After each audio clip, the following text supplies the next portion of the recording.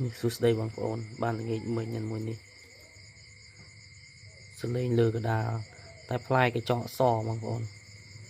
cái chọ chừng cào ấy sòเคยเห็นบางคนนี่ทางนั้นซอมันจะเฮียงทางนี้ซอมันจะเฮียงเตียน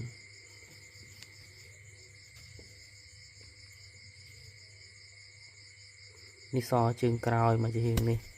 แต่มันจะเฮียงนี่ซอchừngจะเฮียงได้อัดchừng cào thìมาค้างมวย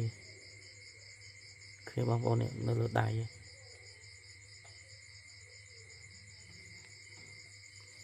lại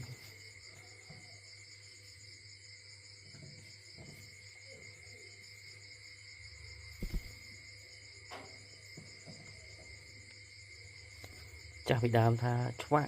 cái trò sò